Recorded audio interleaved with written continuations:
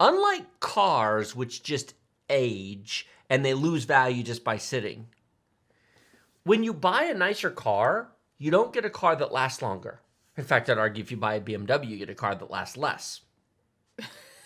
But tell me I'm wrong. Why are there no special deals? So when not. you buy a more expensive car, you get nicer leather. Maybe you get more power, but you don't get a car that lasts longer. Unless you buy a Honda. But spending more doesn't get you a car that lasts longer. No, that's true. In computers, spending more does last longer. Yes. That's why you would want to spend more.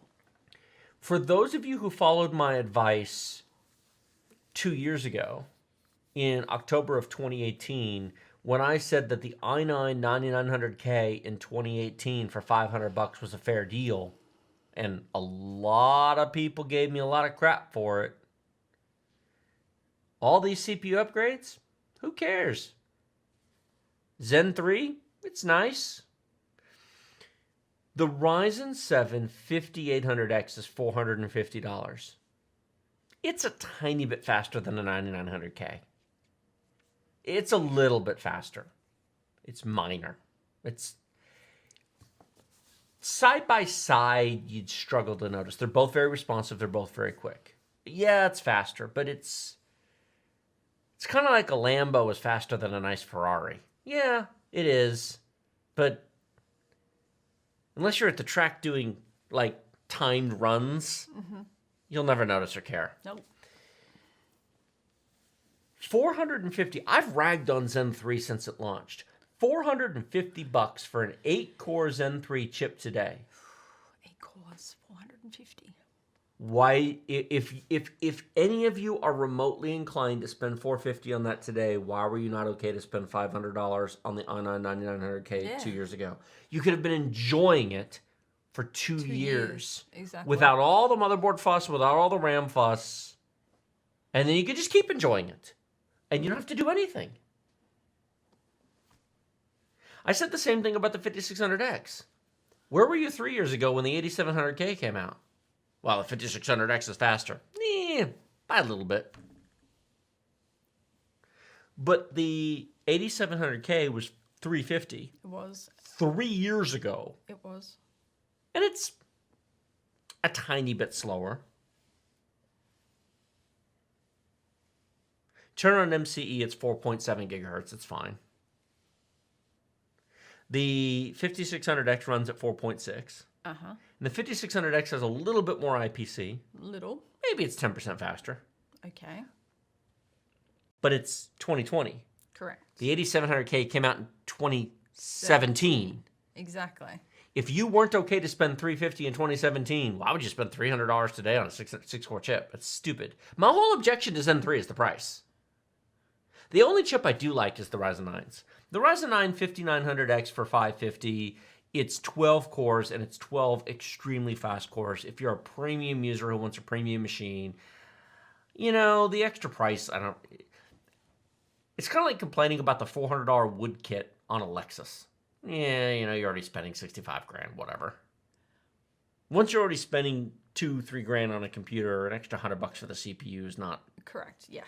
deal destroying.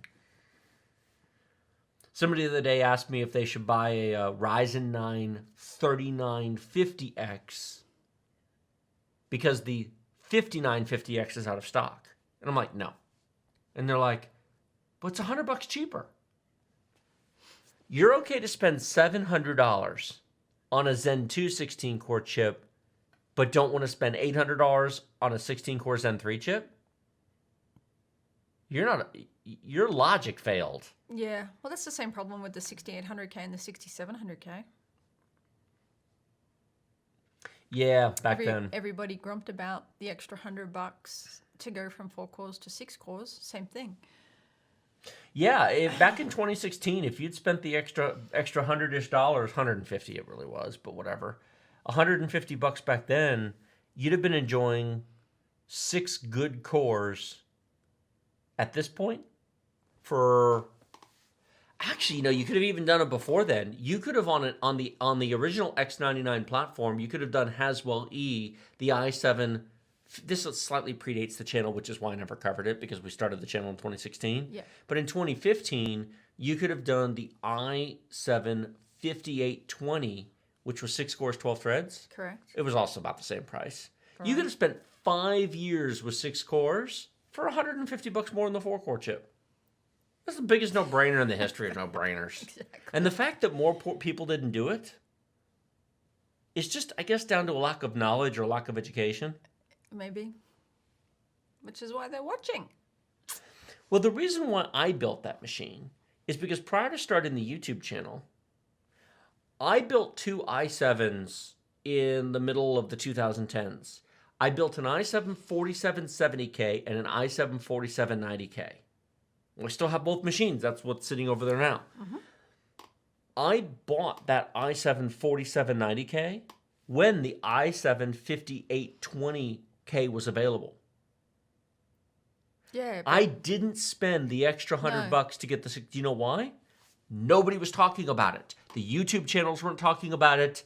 Anantech wasn't talking about it. None of the tech people were saying, why are you people not spending an extra? If you're going i7 4790K with a premium Z97 motherboard and 16 or 32 gigs of DDR3 RAM, and you're putting in your first SSD, and you're getting a GTX 980 Ti, why are you not spending the extra $150 to get a 6-core chip? Nobody was talking about it, which is why one of the first videos we did back in 2016 was the i7 6800K, because they'd come out with the refresh chip. Yep. And I made several videos on the channel saying, if any of you were inclined to buy the i7 6700K, throw that crap out of here and buy a 6800K. It's $100 more, and you get 50% more cores, and this is where the world is going. I didn't say it that firmly because I was very new to YouTube and I was finding my voice, and I wasn't as animated back then. Oh, dear me. There you went.